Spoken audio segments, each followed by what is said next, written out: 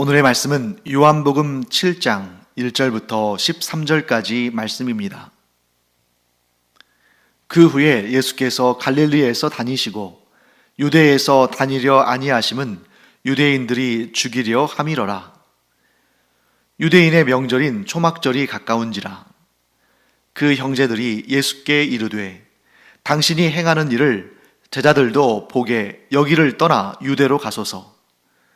스스로 나타나기를 구하면서 묻혀서 일하는 사람이 없나니 이 일을 행하려 하거든 자신을 세상에 나타내소서 하니 이는 그 형제들까지도 예수를 믿지 아니함이러라.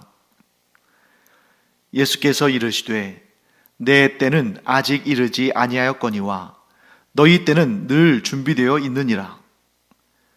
세상이 너희를 미워하지 아니하되 나를 미워하나니 이는 내가 세상의 일들을 악하다고 증언함이라. 너희는 명절에 올라가라. 내 때가 아직 차지 못하였으니 나는 이 명절에 아직 올라가지 아니하노라. 이 말씀을 하시고 갈릴리에 머물러 계시니라. 그 형제들이 명절에 올라간 후에 자기도 올라가시되 나타내지 않고 은밀히 가시니라. 명절 중에 유대인들이 예수를 찾으면서 그가 어디 있느냐 하고 예수에 대하여 무리 중에서 수군거림이 많아 어떤 사람은 좋은 사람이라 하며 어떤 사람은 아니라 무리를 미혹한다 하나 그러나 유대인들을 두려워함으로 드러나게 그에 대하여 말하는 자가 없더라. 예수님께서 갈릴리에 이제 오셔서 사역을 한동안 하셨습니다. 그리고는 그 사이에 유대 땅을 가지를 않으셨어요. 그 이유는 오늘 본문에 나오는 것처럼 유대인들이 예수님을 죽이려고 했기 때문입니다. 예수님께서 지금 이 유대인들의 그 살해 위협을 받고 계시는 거죠. 그러면 이렇게 해서 그 유대인들의 그 살해 위협으로 인해서 그들이 예수님을 죽이려고 하기 때문에 예수님께서 유대 땅을 가지 않으신 이 기간이 얼마쯤 되었을까? 네. 정확하게 이 요한복음 본문에서 그 기간이 얼마다라고 말하고 있지는 않지만 제 생각으로는 대략 한 1년쯤 되는 것 같습니다. 1년 전부터 시작된 예수님을 죽이려는 그 유대인들의 음모를 예수님께서 아시고 그 1년 동안은 유대 땅에 가지 않으시고 갈릴리를 중심으로 사역을 하신 것입니다. 왜 1년이라는 시간을 제가 생각하냐면 이 유대인들이 예수님을 죽이고자 한 그 동기, 그 계기가 이때로부터 한 1년쯤 전인 그 어떤 사건 때문이죠. 요한복음 5장에 등장하는 사건인데 예수님께서 유대인의 명절에 예루살렘에서 한 병자를 고치시는데 우리가 지난번에 살펴본 그 유명한 사건입니다. 38년 된 병자를 예수님께서 베데스다 못에서 만나셔서 그를 고쳐주십니다. 그런데 그때가 명절이면서 또한 안식일이었죠. 어떤 명절인지는 정확히 나와 있지 않습니다만 어떤 명절의 안식일이었습니다. 그런데 그 앞뒤의 문맥과 또 시간적인 정황들을 볼 때 제가 그때 이 베데스다에서 38년 된 병자를 예수님께서 고치실 때 그때의 명절은 아마도 초막절일 것이다 이렇게 말씀을 드렸습니다. 그래서 초막절은 대략 우리의 시간으로는 10월경에 있는 그러한 명절인데 그때 예수님께서 초막절 명절을 지내시기 위해서 예루살렘에 가셨다가 그 명절 가운데에 그 사람들이 많이 몰려와서 막 축제의 분위기고 기쁘고 들뜨고 신나고 하는 그러한 잔치집 분위기 같은 그런 예루살렘에서 유일하게 그 즐거움을 누리지 못하는 고통 가운데 있는 곳, 바로 병자들이 모여 있는 베데스다 못, 그것에 예수님께서 일부러 찾아가셔서 그 38년 된 병자를 고쳐주셨는데 그날이 마침 안식일이었다. 그래서 유대인들이 예수님에게 왜 안식일에 일을 하느냐 하고 비난하고 예수님을 공격했습니다. 그때 예수님께서 그들에게 뭐라고 말씀하시냐면 내 아버지께서 이제까지 일하시니 나도 일한다, 이런 말씀을 하셨죠. 그때 나의 아버지, 곧 하나님께서 이제까지 일하신다는 것은 사람들이 죄로 말미암아 참된 안식을 잃어버렸기 때문에 사람들에게 안식을 주시기 위해서 하나님께서 일하신다. 그리고 내가 그 일을 위해서 이 땅에 와서 지금 사역하고 있는 것이다, 이렇게 말씀하시는 거였죠. 그런데 유대인들은 그 얘기를 듣고서는 예수님을 박해하고 예수님을 공격하는 정도에서 그친 것이 아니라 예수님을 죽이려고 했습니다. 그 이유는 뭘까요? 안식일을 범했을 뿐만 아니라 더 심각하게 하나님을 자기의 아버지라고 지칭함으로 자신과 하나님을 동등한 신적 본질을 가진 존재로 말했기 때문이죠. 그래서 다른 것은 우리가 참아줘도 이런 신성모독은 우리가 참을 수 없다 하면서 그때부터 유대인들이 예수님을 죽이려고 한 것입니다. 그 명절, 제가 초막절로 이렇게 좀 생각을 했었죠. 그런데 오늘 본문에 지금 이 오늘 우리가 읽은 본문의 시기가 언제냐면 초막절을 얼마 남겨두지 않은, 즉 며칠 지나면 초막절이 가까운 그때입니다. 그러니까 38년 된 병자를 고치시고 그것도 안식일에 그 일을 하시고 그러면서 아버지께서 일하시니 나도 일한다 하면서 성부 하나님과 성자 하나님인 예수 그리스도가 동등이심을 드러내심으로 유대인들이 예수님을 죽이려고 했던 그 초막절로부터 1년 후의 일인 거죠.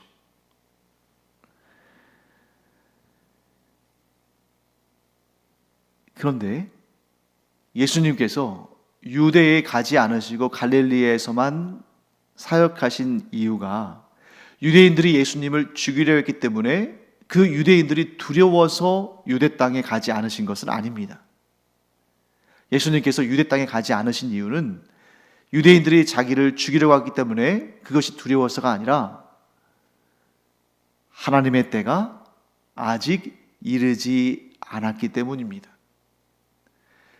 아직 십자가에 달려 돌아가실 때가 아닌 거예요. 그렇기 때문에 일부러 그들의 눈앞에 보이시면서 그들에게 잡히셔서 아직 때가 아닌데 성급하게 그때를 맞이하고 싶은 그런 생각이 아니신 거죠. 예수님의 생각은 딱 하나입니다. 나는 나의 아버지의 때에 일한다. 내 때가 아직 이르지 않았다. 그렇기 때문에 나는 내 때를 기다린다 하고 말씀하신 것입니다. 예수님께서 이 땅에 오실 때에도 성삼위일체 하나님의 뜻을 따라 오신 것이고 이 땅에 오셔서도 예수님 마음대로 그냥 하신 것이 아니라 삼위일체 하나님의 뜻 가운데 행하신 것입니다. 그렇기 때문에 하나님의 때를 기다린다 라고 말씀하신 것이죠. 이러한 때에 관한 문제는 예수님의 육신의 형제들, 곧 예수님의 동생들을 통해서 다시 한번 언급이 됩니다. 자, 예수님에게는 남동생이 4명 있었습니다. 요한복음 본문에는 나오지 않습니다만 마태복음 13장 55절을 보면 마리아와 요셉 사이에 4명의 아들들이 더 있었어요. 그러니까 예수님은 성령으로 말미암아 잉태하신 것이고 육신으로서 아버지 요셉과 어머니 마리아 사이에 태어난 아들들이 4명인데 야고보, 요셉, 아버지 요셉의 이름을 그대로 딴 거죠.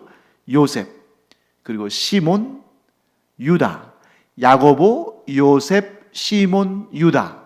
이 4명이 예수님의 동생들이 되는 것입니다. 그래서 이 4명의 동생들의 이름 외우는 게 그렇게 어렵지 않아요. 맨 앞에 언급한 야고보, 그리고 맨 마지막에 언급한 유다는 성경을 기록한 사도들이 됩니다. 그래서 야고보서를 쓴 사도가 예수님의 육신의 동생 야고보, 세베대의 아들 야고보가 아닙니다. 세베대의 아들 야고보는 가장 먼저 순교했기 때문에 성경을 기록할 시간적 여유가 없었어요. 그 다음에 유다서를 기록한 유다, 그 유다 역시 예수님의 제자들 가운데 가룟 유다, 그 유다가 아닙니다. 가룟 유다는 자살해서 죽었죠.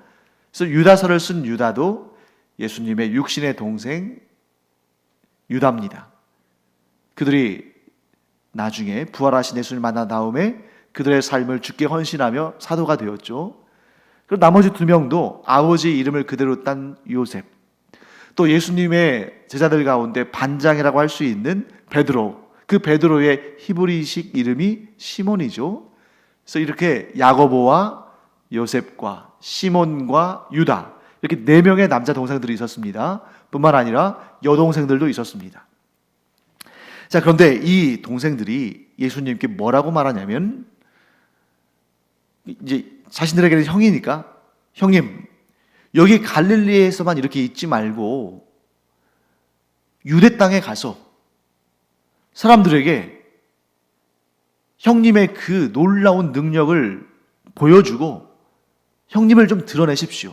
왜 여기에만 이렇게 있습니까? 이렇게 얘기하는 것이죠. 자, 예수님의 동생들이 이렇게 말한 이유에 대해서 사도 요한은 5절에서 이렇게 언급합니다. 이는 그 형제들까지도 예수를 믿지 아니함이로라. 그 형제들까지도 예수님을 믿지 않았기 때문에 이런 말을 했다, 이렇게 되어 있는데, 이 표현을 잘못 해석하면 예수님의 동생들이 예수님께 한 말이 예수님을 인정하지 않고 예수님을 비꼬는 듯한, 예수님을 비꼬고 예수님을 좀 이렇게 망신을 주고 하는 그런 말처럼 들릴 수 있는데 그런 뜻이 아닙니다. 그럼 뭐냐? 이 예수님의 동생들도 누구보다 가까이에서 예수님이 행하시는 놀라운 역사들을 보았죠. 마리아도 마찬가지고 예수님의 형제들도 예수님께서 행하시는 놀라운 기적들, 표적들을 보았습니다. 그렇기 때문에 비록 어린 시절부터 예수님과 늘 같은 집에서 같이 먹고 자고 하면서 살아왔지만 어느 순간에선가부터 예수님의 그 놀라운 표적들을 보면서 예수님이 특별한 분이다, 예수님께 특별한 능력이 있다는 것을 그들도 알았을 것입니다. 그런 표적을 보고도 일부러 부인하지는 않겠죠. 그런데 여기에서 그 형제들까지도 예수를 믿지 아니했다, 이 표현은 많은 사람들이 예수님의 표적을 보고도 자신들이 믿고 싶어하는 바대로 예수님을 받아들였지, 예수님의 그 고난받고 십자가에 죽으심을 당하고 그러므로 우리를 구원하시는 그러한 메시아로서는 믿지 않았던 것입니다. 많은 사람들이 그들과 마찬가지로 예수님의 형제들까지도 예수님의 표적을 보고 예수님의 특별함을 알았지만, 이런 고난받고 순환당하는, 또 사람들의 죗값을 갚기 위해서 십자가에 달려 돌아가시는 그러한 메시아로서 예수님을 믿은 것이 아니라, 많은 사람들이 그랬듯이 자기들의 유익을 위한, 그러니까 정치적으로나 경제적으로나 자신들을 잘되게 하고 자신들의 소원을 들어주고 자신들을 좋게 하는 그런 메시아로 생각했다는 것이죠. 그래서 예수님의 동생들이 예수님께 자꾸 유대 땅으로 가서 표적을 보이라, 형님이 어떤 분인지를 드러내라, 이렇게 말한 것은 누구보다 그렇게 했을 때 예수님의 동생들이 얻을 유익이 크겠죠. 예수님의 제자들도 예수님께서 영광 중에 이스라엘의 왕이 되시고 천하를 다스리는 그러한 위대한 왕이 되면 좌우에 높은 자리에 올라가기를 그렇게 꿈꾸며 그런 것들을 실제로 막 내색할 정도로 이렇게 했다면, 제자들이 그럴 정도라면 육신의 동생들은 거의 왕족 아닙니까? 왕자들 되는 거죠. 대군들 되는 거죠. 그러니까 더 기대감에 찼겠죠.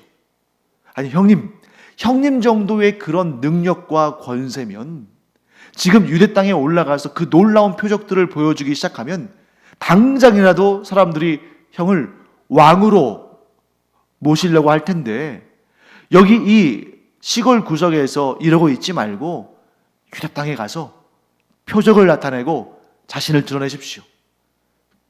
속마음은 어떤 마음이에요? 그러면 우리도 왕족이 되어서 떵떵거리며 영광스럽게 부유하게 하고 싶은 일 다 하면서 살 수 있지 않겠습니까? 이런 마음 갖고 있는 것이죠. 그때 예수님께서 뭐라고 하시냐면, 아니다, 나는 이번 명절에 아직 올라가지 않겠다. 내 때가 아직 이르지 않았기 때문이다. 이렇게 말씀하십니다. 그리고 예수님은 또 그들에게 이렇게 말씀하시죠. 내 때는 아직 이르지 아니하였거니와 너희 때는 늘 준비되어 있느니라. 자, 내 때는 아직 이르지 아니하였거니와, 이 말씀은 이해가 되죠? 왜냐하면 아직 예수님은 자신을 드러내실 때가 아닌 것입니다. 왜? 예수님은 자기의 뜻, 자기의 어떤 유익, 자기의 영광, 이런 것으로 일하시는 분이 아니시죠. 예수님은 한결같이 하나님의 때, 하나님의 때를 기다리며 그 때를 준비하고 계신 분입니다. 그러니까 예수님께서 아직 십자가에 달려 돌아가실 때가 아니시기 때문에 내 때가 아직 이르지 아니하였다, 이렇게 말씀하시는 거죠. 그런데 너희 때는 늘 준비되어 있느니라, 이거 무슨 뜻일까? 너희 때는 늘 준비되어 있느니라. 이 말씀은 어떤 의미를 담고 있냐면, 사람은 언제든지 자기 자신을 드러내고 자기 자신을 높이기 위해서 그런 인생을 살아간다. 예수님은 사람의 속마음을 다 아시지 않습니까? 그래서 예수님께서 들여다본 그 형제들의 마음, 아니 그들뿐만 아니라 모든 사람들의 마음이 이렇다는 거죠. 사람들은 모든 때를 자기의 영광을 위해서, 자기의 유익을 위해서 살아가는데, 그렇기 때문에 너희들의 때는 늘 준비되어 있는 것이다. 모든 순간, 모든 때가 너희들은 너희 자신들을 드러내기 위해서 살아가지 않느냐. 하지만 나는 다르다. 나는 내 자신의 영광을 구하기 위해서, 내 자신을 사람들에게 과시하기 위해서, 드러내기 위해서 그렇게 사는 그런 인생을 사는 것이 아니라, 나는 아버지의 때, 곧 하나님의 때를 위하여 살아가고 나는 그 때를 기다리고 있다. 그러니 지금은 그 때가 아니다 하고 말씀하시는 것입니다.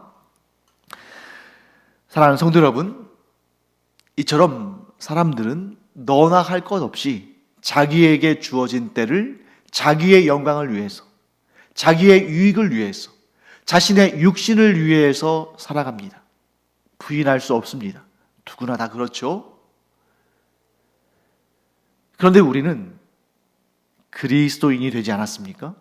예수 그리스도를 나의 구주로 영접하고 그리스도인이 됐다는 것은 우리가 그리스도를 닮아가며 예수 그리스도 가신 길을 함께 걷는 사람들이라는 것을 의미합니다. 예수님께서 어떻게 사셨습니까?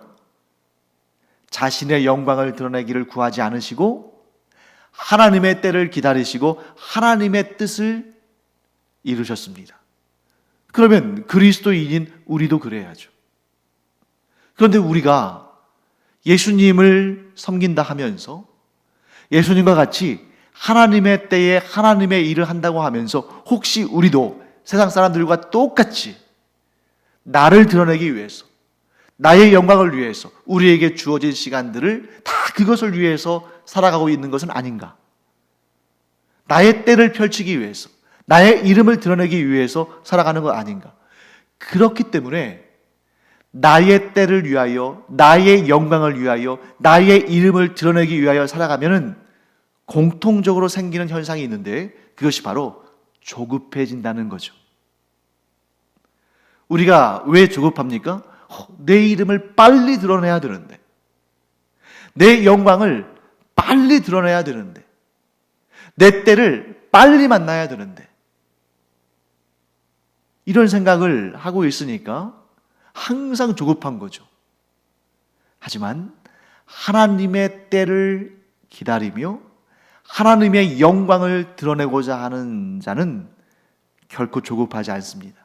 예수님을 보십시오. 예수님은 자신의 영광을 드러내려고 살아가는 것이 아니라, 자신의 영광을 드러내기 위해서 일하시는 것이 아니라, 하나님의 때를 기다리고 하나님의 영광을 드러내기를 위하여 이 시간을, 지금의 그 시간을 사용하시기 때문에 조급하지 않으셔요. 그 때를 기다릴 뿐입니다. 언제든 하나님께서 하나님의 뜻을 비추어 주시고 말씀하시고 일하게 하실 때 그때 일하면 되는 것입니다. 그러니 조급하는 것이 아니라 잠잠히 그때를 기다리시는 것이죠. 그러므로 우리 그리스도인들이 해야 할 것, 그리스도를 닮아가는 우리가 우리의 인생 가운데 어떤 삶을 살아야 하는가 하는 것은 이렇게 요약할 수 있습니다. 그리스도인은 어떤 사람들인가 하면 하나님의 때를 기다리는 사람이다. 그리고 하나님의 때가 이르면 하나님의 말씀에 순종하면 된다. 이 두 가지 꼭 기억하시기 바랍니다. 우리 그리스도인은 하나님의 때를 잠잠히 기다리며 하나님의 때가 왔을 때에 이렇게 할까 저렇게 할까 막 이렇게 혼란스러운 것이 아니라 하나님의 때가 왔을 때에 하나님의 뜻에 순종하는 삶을 산다. 그렇기 때문에 여러분, 우리는 지금 이 시간 어떤 삶을 살아야 됩니까?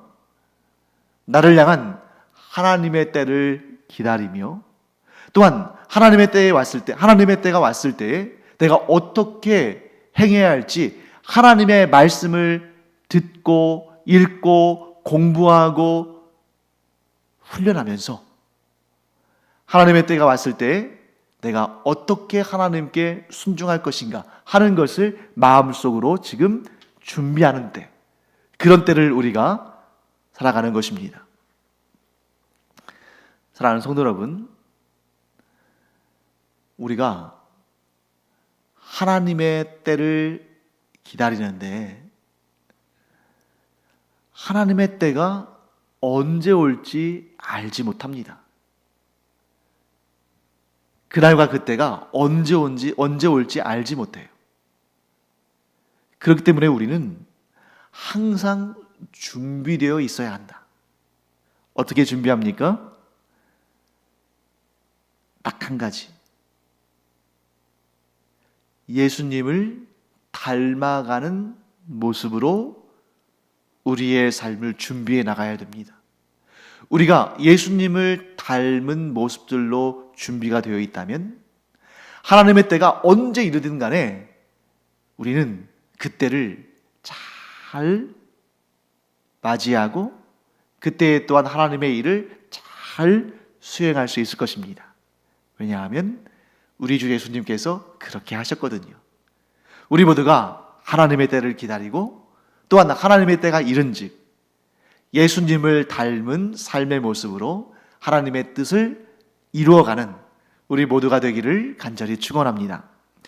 자, 그 다음에 8절에서 예수님께서 뭐라고 말씀하시냐면 나는 이 명절에 아직 올라가지 아니하노라 라고 말씀하셨어요. 예수님의 때가 아직, 하나님의 때가 아직 되지 않았기 때문에. 그런데 10절을 보면 예수님께서 어떻게 하시냐면 예루살렘에 올라가십니다. 8절에서는 아직 올라가지 않겠다고 하셨는데 10절에서는 올라가셨어요. 어떻게 보면 예수님께서 이랬다 저랬다 변덕스럽게 하시는 것처럼 보이지만 사실은 그렇지가 않습니다. 예수님께서 내가 아직 명절에 올라가지 않겠다고 하신 것은 형제들과 함께 올라가지 않겠다는 말씀인 거예요. 그리고 10절에 가서 예루살렘에 올라가신 것은 이제 예루살렘에 올라갈 때가 되었기 때문에 올라가신 것입니다. 즉 예수님의 말씀대로라면 형제들과 함께 예루살렘에 올라가는 것은 하나님의 뜻이 아니라는 거죠. 왜 그랬을까요? 우리가 아까 살펴본 것처럼 형제들은 지금 야심으로 가득 차 있습니다. 형을 이용해서, 특별한 능력을 지닌 형을 이용해서 우리가 어떻게 하면 우리 자신을 드러낼까? 우리가 어떻게 하면 기회를 잡을까? 이런 생각하고 있는데 예수님은 그것은 하나님의 뜻이 아니라는 것을 아셨습니다. 그래서 예수님은 은밀하게 따로 명절에 올라가셨습니다. 사랑하는 성도 여러분, 이 예수님의 형제들은 어떻게 했든지 간에 모든 시간, 모든 때에 자신들을 드러내고 싶었지만 예수님은 그럴 능력과 권세가 얼마든지 충만히 있으셨지만 그렇게 하지 않으셨다는 거죠. 하나님의 때가 이르지 않았으니까. 사랑하는 성도 여러분, 우리에게도 분명히 하나님께서 우리에게 때를 주실 때가 있을 겁니다. 그 때를 기다리기를 바랍니다. 그래서 우리 자신의 영광을 위해서, 우리 자신의 이름을 내기 위해서 섣불리 내 자신을 드러내고자 하는 그런 조급한 인생을 살지 않기를 바랍니다. 나를 높여주시는, 나를 세워주시는 그 하나님의 때를 기다리는 우리가 되기를 축원합니다. 그런데 하나님께서 평생토록 우리의 이름을 높이지 않으시고 우리를 드러내지 않으실 수도 있습니다. 만일 그것이 하나님의 뜻이라면 그 뜻까지도 우리가 순종하기를 바랍니다. 왜냐하면 우리의 삶의 목적은 나를 드러내는 것이 아니라 하나님을 드러내는 것이고, 나를 높이는 것이 아니라 하나님을 높여드리는 것이기 때문입니다. 내 이름이 드러나지 않아서 하나님의 이름이 높여진다면, 내 영광이 드러나지 않아서 하나님의 영광이 드러난다면 그것까지도 기쁨으로 받아들이는 우리가 되기를 바랍니다. 내 이름이 꼭 드러나야만 행복한 인생입니까? 내 영광이 꼭 밝히 드러나야만 그 인생이 복된 인생일까요? 아닙니다. 하나님께서 그런 때를 주지 않으신다 할지라도 우리의 이름과 우리의 영광을 드높이지 아니하신다 할지라도 그로 말미암아 하나님의 영광이 드러나고 하나님의 이름이 높여진다면 우리는 그것도 감사하다, 이런 마음으로 사는 우리가 되기를 바랍니다. 그래서 나는 나의 영광을 구하는 인생이 아니라 하나님의 영광을 구하는 인생이다. 그 일을 위해서 하나님께서 나에게 나의 때를 주신다면 그때에 주님의 영광을 드높일 것이다. 하지만 나의 이름과 나의 영광을 높이시는 때를 주시지 않는다 할지라도 그것으로도 나는 만족한다. 왜냐하면 나의 인생의 목적은 나의 이름과 나의 영광을 드높이는 것이 아니라 하나님의 이름과 하나님의 영광을 드높이는 그것이 바로 나의 인생의 목표이고 목적이기 때문이다. 이런 마음을 가지고 잠잠히 주님을 바라보며 주님의 때를 기다리며 주님의 때가 온즉 하나님의 말씀에 순종하며 설령 내 때가 이르지 않는다 할지라도 잠잠히 주의 영광을 위하여서 살아가는 우리 모두가 되기를 간절히 축원합니다. 기도하겠습니다. 하나님 감사합니다.